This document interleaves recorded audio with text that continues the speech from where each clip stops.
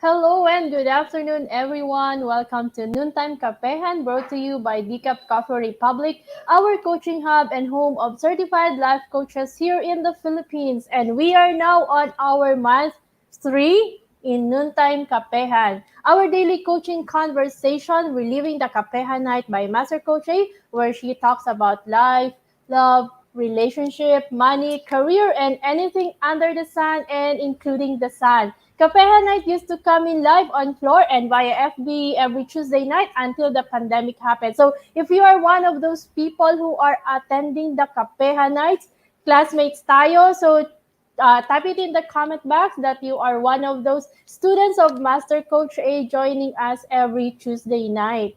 And we are bringing in Noontime Kapehan for a season only while Brewing Live is taking a quarter break. So shout out to all my fellow game changers serving in this space and advancing life coaching. If you find it in your heart to support the works that we do, you may give us stars or love gift through bank deposit. Just check the bank info in the caption of this video. Or you can click the send the stars. We would highly appreciate it if you will be sending us your love.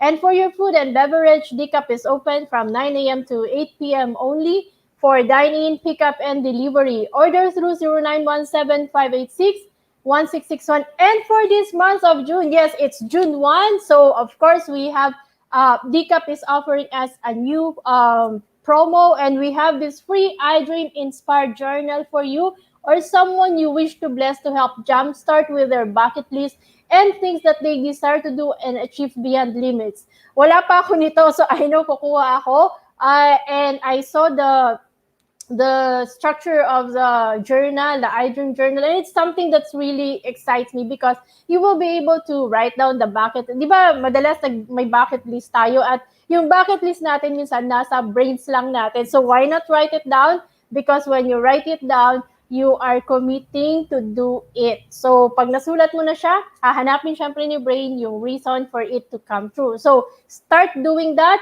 and besides that, it also comes with Bible stories. There's like 66 pages of God's book in there that you can align to your dream. So start collecting that I Dream Inspired Journal. All you have to do is message Coach Rezzhel or Decap Coffee Republic at 0917-586-1661. And aside from that, Decap is also offering healthy food and beverage selection. Ang favorite ko sa vegan nila is the corned beef kasi kaya ko siyang gamitin and turn it into other mouth-tasting recipe. Yung kaya ko siyang i-turn into, I use it for my dynamite, I use it for other things. I can do the siomai, madami kong magagawa dun. If you are interested, buy the vegan corned beef from Decap, and then message mo ako, tuturuan kita kung paano mo yun gagawin. Let's have a conversation and I can help you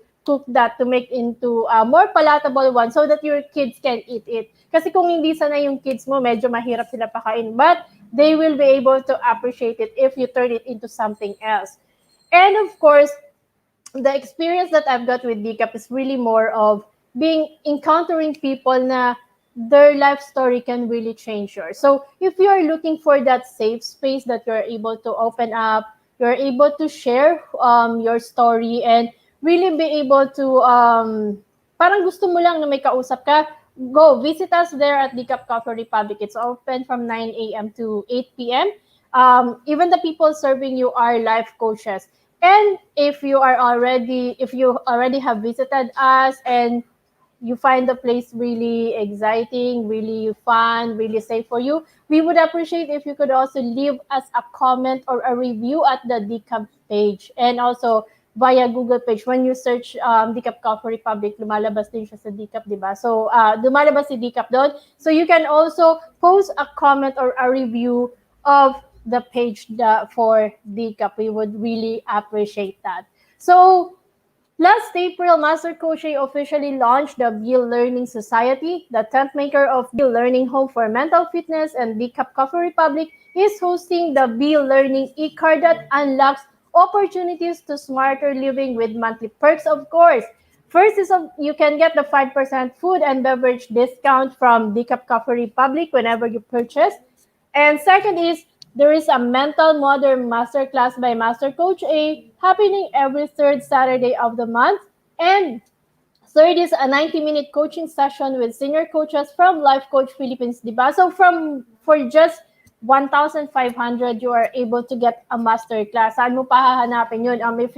If you check it out online, yung mga master classes is more than 1,500. And wala ka pang coaching session aside from the fact na you can buy products from DCAP with a 5% discount. So take advantage of the offer. I assure you the mental model class will really help you understand how you respond, how your brain works.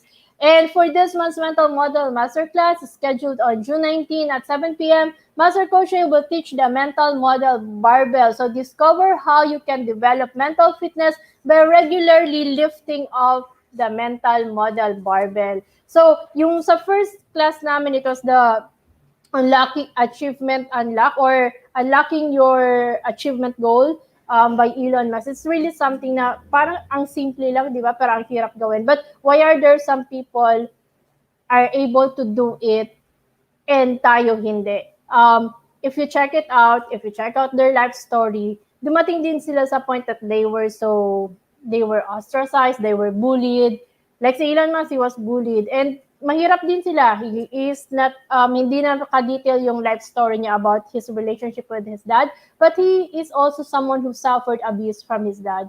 But it never stopped him from achieving that. So how are their brains wired? Kahit si Jeff Bezos, paano ba na-wire yung brain nila that they are able to do and really reach the level that they are in now. So this mental model barbell will also help us understand what makes it difficult for us to achieve our dreams while other people are able to do it. So join us.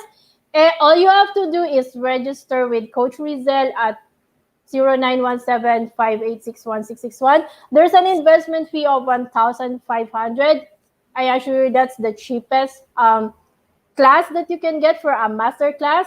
Take advantage of that. And of course, you also have help from senior coaches, a coach of your choice to help you out in a 90-minute coaching session that could really help you direct your path after attending the class. So just connect with us. Of course, we would be happy to have you join us. And moving on for today's episode, we're gonna be talking about the secret affair. What is the reason why men cheat or human beings cheat? Hindi lang men, kasi kahit babae din. This is not to promote cheating, but I am really curious. I just want to understand what makes people cheat. Ano ba kasi yung meron sa cheating? Ano ba?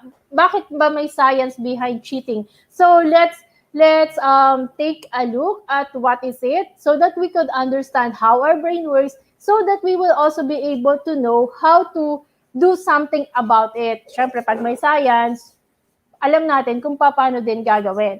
So please do tag your friends, share this or circulate this video, send this as an invite to send the link and invite others to join us in our conversation this lunchtime. And if you are watching this on a replay, comment #replay and do send us a message if you wish to connect with any points that resonates with you.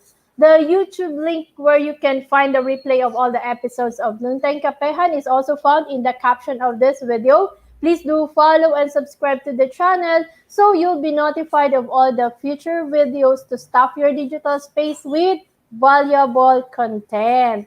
And thank you everyone for jumping in and joining me this lunchtime. Of course, hello Coach Trisha all the way from Bicol. We also have Master Coach Jasmine. Thank you so much. And Coach Joanna, congratulations. I know you still have 2 weeks. Pero parang formalities na lang yon. Welcome to the community, to the tribe as a game changer. And we also have Coach Phoebe and my better half, Coach Sean. Thank you so much for joining this lunchtime. So for all of you joining me for the first time, I am Coach Tindy Joya. I am a certified CACC Life and Mental Health Coach from Life Coach Philippines. I am also a community manager and master builder apprentice of Master Coach A, where we help you build your unstoppable dream. I was previously an HR practitioner before I became a full-time life coach, and I am a proud mom of two teenagers who are age 19 and 15 now. I am also the author, the creator and founder of a Women's Epiphany coaching community where I help married women or women living in partnership to find their voice, their value, and significance, to see beyond their roles that they are more than a wife. They are more. They are not just mom. They are more than. They are a woman of value. And of course, my mission is to help 1 million women to embrace their identity and womanhood, to be a suitable helper of their husband, to create a safe mental and emotional space for a family that thrives. So hello, Coach Marife, and thank you so much, Coach Saibel, for joining me this lunchtime. So let's start off.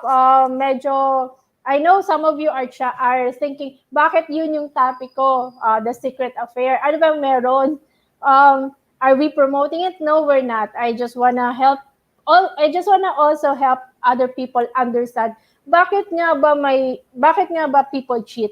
Saan ba nanggagaling yun? Ano, kasi sabi nila, there's a science behind infidelity. So ano ba yung science na yun? Let's try to dissect and understand kung saan ba nanggagaling ano ba yung science na yun, so that we could really be able to do something about it. Not to promote it, but to do something about it. So if we take a look, if you do some research tells us that on average, around 20% of men are unfaithful to their spouse. Hindi naman po lahat. Meron lang talagang selected few na unfaithful. And also, meron ding women na cheaters. It's like 13% of women are cheaters. So, it's like 1 in 5 married men cheat. So, tingnan mo yung number, di ba? So, kung may 10 lalaki sa isang room, dalawa doon, ano bang term natin nun? Dalawa doon ay cheaters. Ayan. So, but this is according to a study. This is from the Institute for Family Studies, or IFS. They uncovered some surprising data about when married men are most likely to cheat. Mostly kasi lalaki talaga ang nag-cheat, although may babae din. But karamihan, it's more on the guys. Kaya yung guys yung pinag-aralan nila. Sabi nila, before 30, the number of married men and women who cheat is about the same, 10% versus 11%. So, konti lang yung variance. However, as we age, men become more likely to stray not just in midlife. Kasi, di ba, may titawag tayong midlife crisis. So, pag midlife crisis, minsan dun daw nag-start na mag-cheat yung guy. Or for those, or even those, IFS reports that the infidelity rate among men in their 70s is the highest at 26%. So kahit daw mag-70 na, dumadating pa din sa point na nag-cheat sila. So di ba minsan you will wonder, nag-25 years na, nag-30 years na, minsan saka mo malalamang naghiwalay. Like, well, it might not always be cheating yung reason. But there would always be instances na minsan kung kailan matanda na saka naghihiwalay. And it remains high daw among men age 80 and older, as 24% of men admit to being guilty of infidelity. So, makikita naman siya sa research na meron talaga, andun yung concept, or andun siya kung bakit ba kasi nag-cheat ang lalaki, or why do people cheat on their partners? Especially if love naman nila. Well, sabi nga nila, the answer might surprise us. For those who have been betrayed, ang question natin is why. Like, I am not an exemption to that. Kami kasi ni Coach, dumaan din kami sa stage na he cheated. Meron. So, ang question ko talaga nun is why? Yun talaga yung first question eh. Gusto mo malaman bakit kahit masakit? Gusto mo siyang malaman? Kahit naman sa boyfriend-girlfriend relationship, when you already experience being cheated, magtatanong ka din, ano yung kasalanan ko? Ano yung mali ko? Bakit yung tanong mo eh. And the next question would be, who? Sino ba yun? Anong meron sa kanya na wala ako? Yan yung mga tanong eh. So, kung nakaka-connect ka, chat it on the chat box na connecting, or kung nahihiya ka, message mo na lang ako later, usap tayo.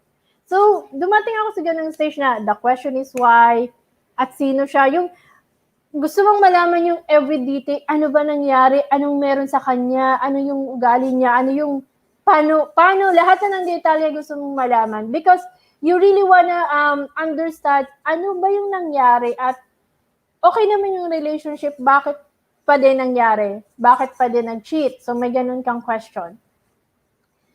There are actually various reasons why people cheat on their partner. But the main motive appears to vary between the sexes.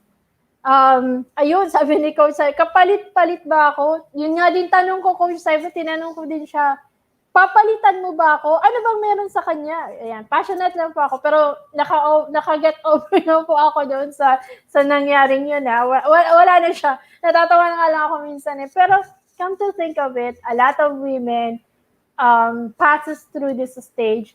At paano nga ba sila nakaka-recover? Paano ba nila naiintindihan yung nangyari?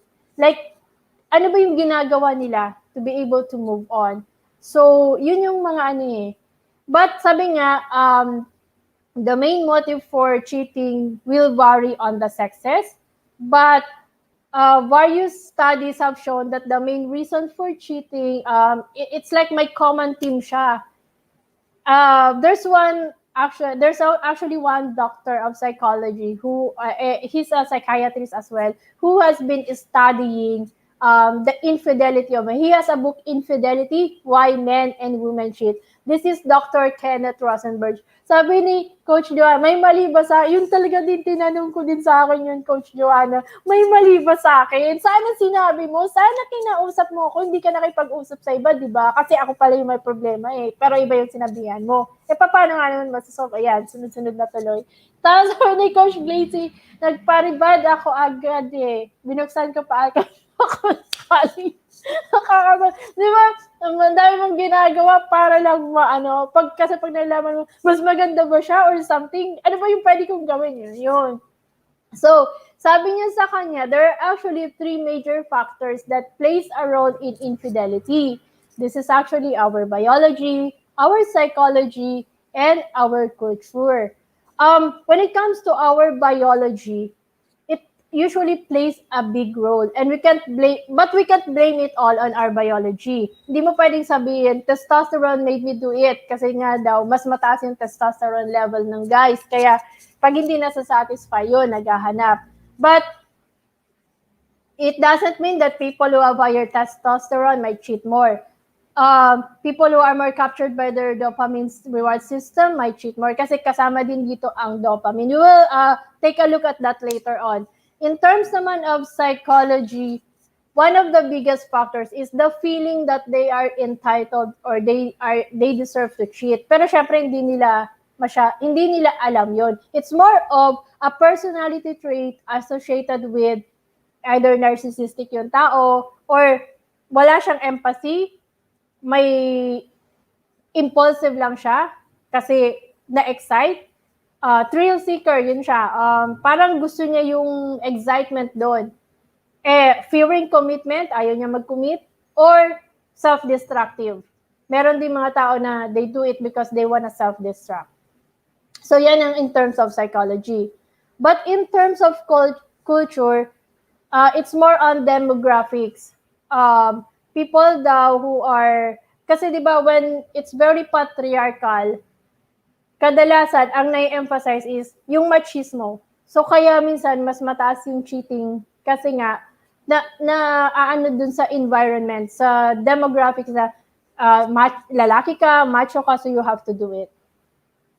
Kaya nag-cheat din. Sabi ni Coach Marife, buhok talaga ang nadadamay. Coach Marife, kahit naman paano kayo break ka, buhok pa din nadadamay. Teka lang, magpapaganda. Bakit ba kasi naiisip mo magpaganda kung kailan ka nakipaghiwalay or someone cheated on you, di ba? Dapat before that pa ginagawa mo na talaga eh. Sabi ni Coach Fibs, nagkaroon na ng maraming insecurities dahil sa nangyari. May kulang pa ba? Yep. So, ayan. So Rosenberg says that people are driven to cheat not just by biological urges, but because they are lured by intrigue, excitement, desire, a quest for validation, and a sexualized attempt to prove one's power over others. So my power involved here. It's more of them being able to control their responses and all. Especially, depende kasi kung ano yung sitwasyon sa relationship. So in short, our brain is wired to be sociable, and when we are not satisfied of how we are accepted, the brain tends to look for rewards in other ways. So it has to do with the levels of vasopressin and oxytocin in our brain. So ito yung science behind it. The dopamine level also affects the way we respond.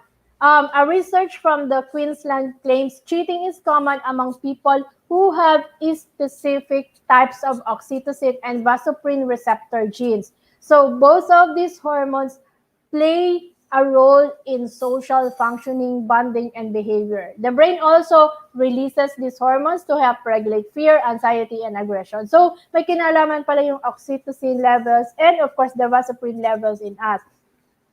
There are actually three theories that they have, parang ito yung basis kung bakit daw people are cheating.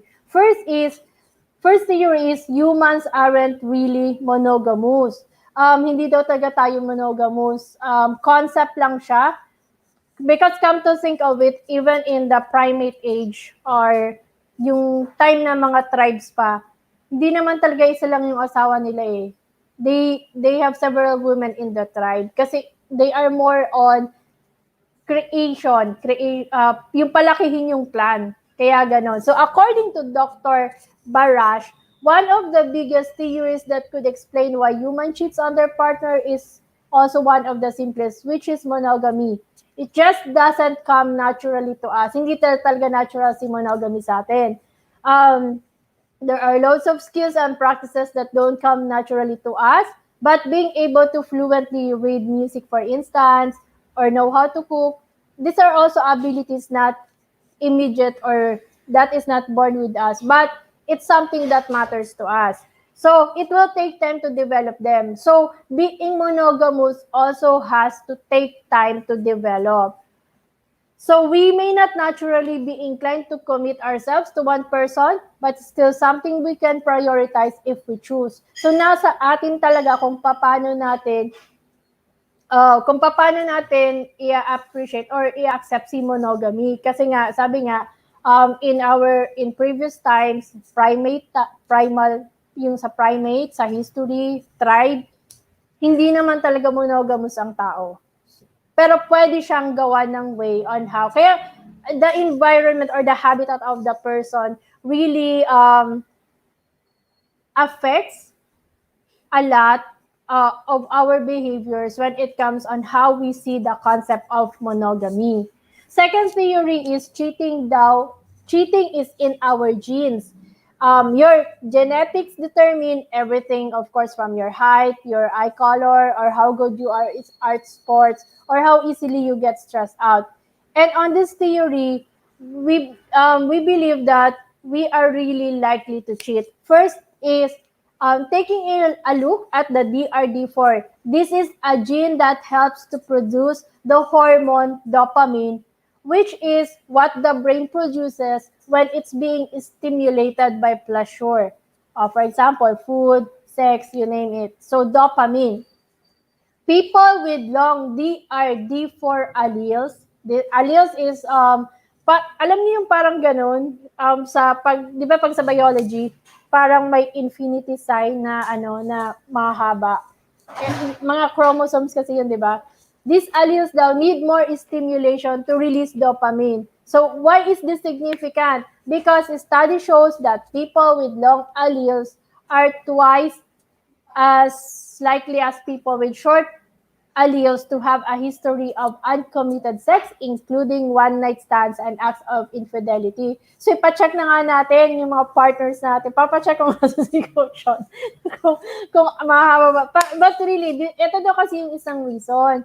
And another gene also is the ABPR1A gene, which is involved with the production of arginine vasopressin, which is responsible for trust, empathy, and sexual bonding.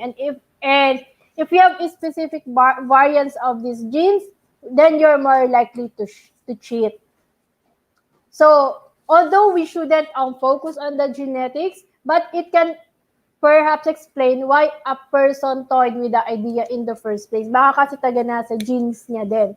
It depends on kung paano. Pero syempre wala kang magagawa dun sa genes kasi it's already the makeup of the person eh. So, all you have to do is have those other options that you can for you to be able to help the person and prevent it in your relationship. And finally, theory number 3 is our brain system makes us cheat. According to Dr. Fisher, we have 3 different brain systems in place that oversee mating: sex drive, feelings of romantic love, and feelings of deep attachment. But it doesn't mean that they are always willing to work cooperatively with each other. The problem comes when the 3 brain systems are not always directed at the same human being. So that means while you may feel deeply attached to someone, there is a part of your brain in charge of your sex drive which might be focused on someone else, while the part in control of the romantic love is obsessing over a different person altogether.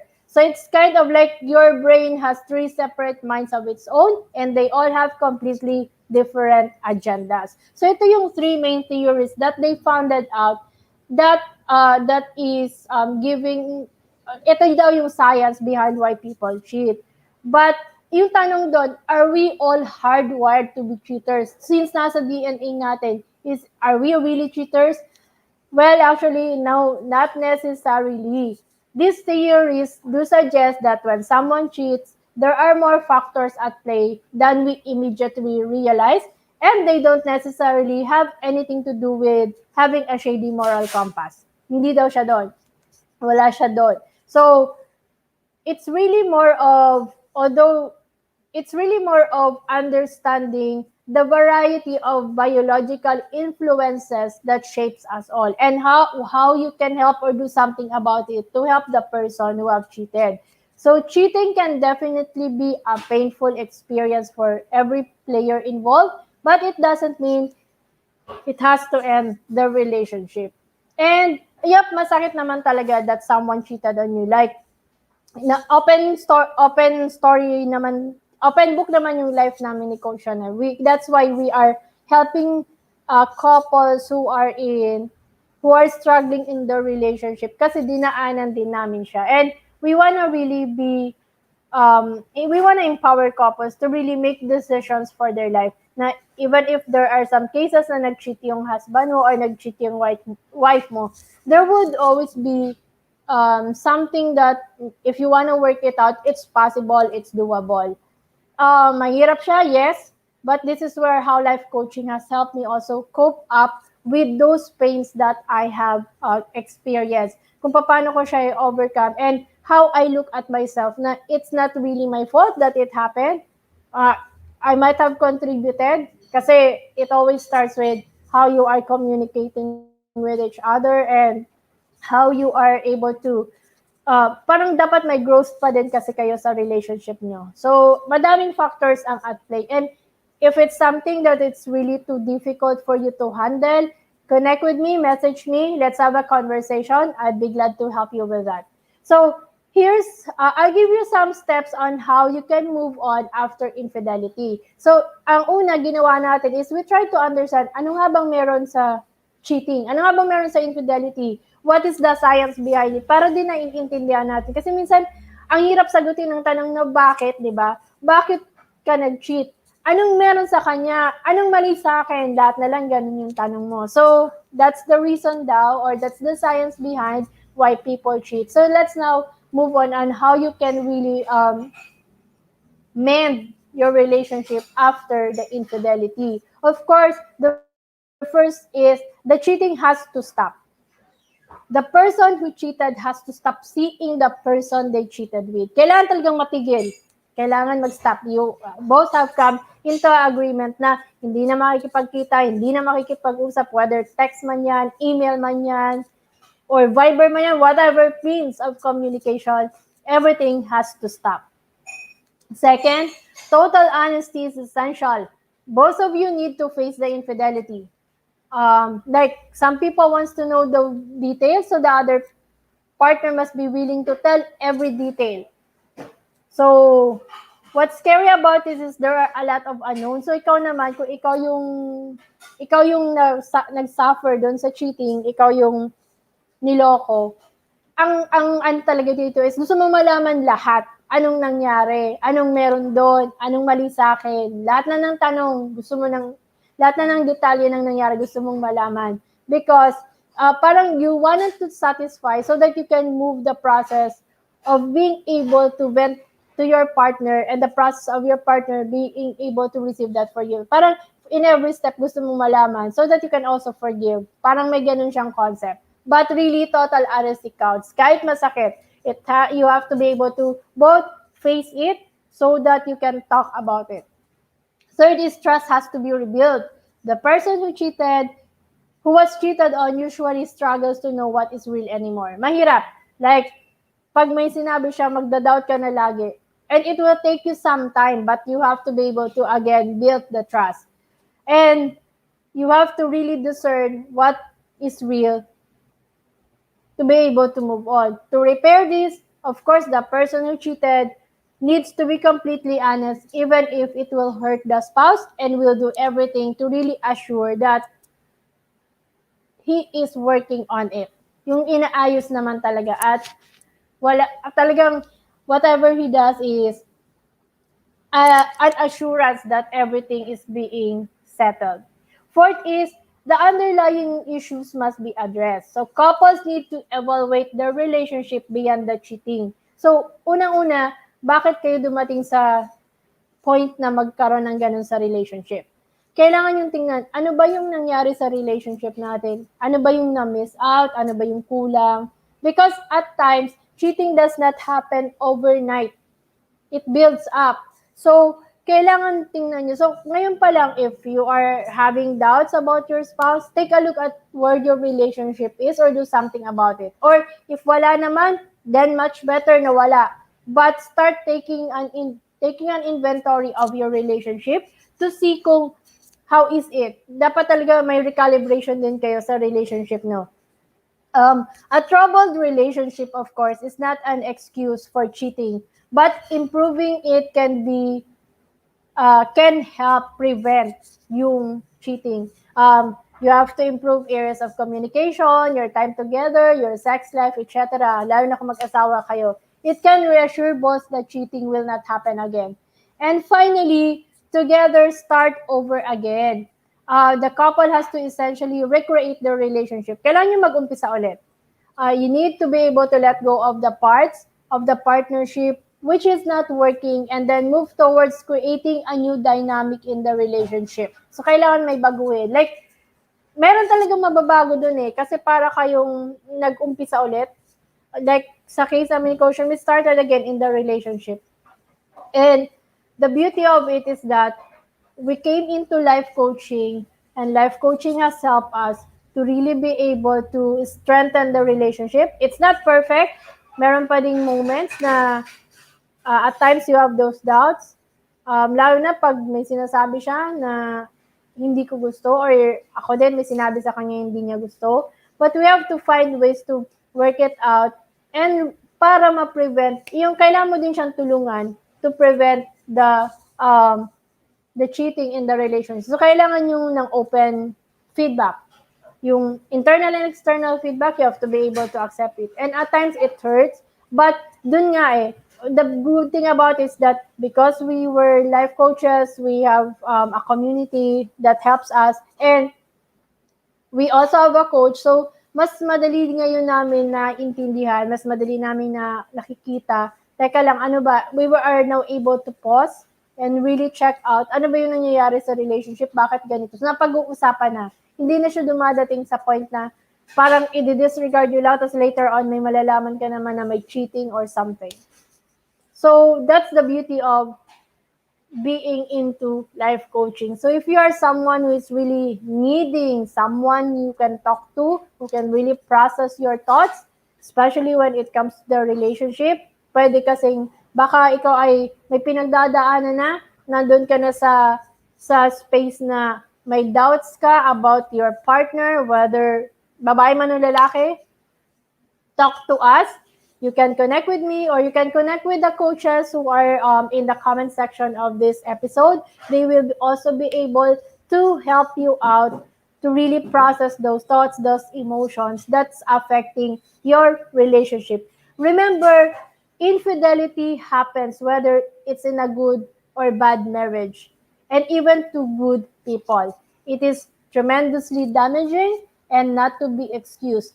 It is important for the cheating spouse to take accountability for their actions and a remorse and willingness to make amends for a marriage to begin to heal. So take a look at that. Take time to evaluate your relationship, to talk about it. So both of you will be able to really understand what makes people cheat, not because they really wanted to. Pero ano ba talaga at ano yung mga pwede mong gawin to help you focus and get to work on it to prevent it. So thank you so much everyone for joining me today. And as I close, of course, I'll be back. As I close, I invite you to be back tomorrow for tomorrow same time and same digital space. Our episode for tomorrow is hindi ko ata nakuha kung sinong for tomorrow eh. But join us again tomorrow and be here to help to watch again for Noontime Kapehan. And there, fill your space with stuff that matters. Join us again tomorrow at lunchtime. And to bring home the cup coffee experience, do connect with Coach Rezzhel through 0917-586-1661 for your food and beverage order. You may also visit the Cup Coffee Republic inside Pioneer Center compound at Capitolio, Pasig City. So once again, I am inviting you to join us and be part of the Be Learning journey for living smarter with the monthly perks, of course, where you get the 5% discount from Decaf whenever you purchase food and beverage. Also, the masterclass from Master Coach every third Saturday of the month, and the 90-minute coaching session with a senior life coach from Life Coach Philippines. So see you tomorrow. Love, bam, boom. Love, bam, boom. Love, bam, boom.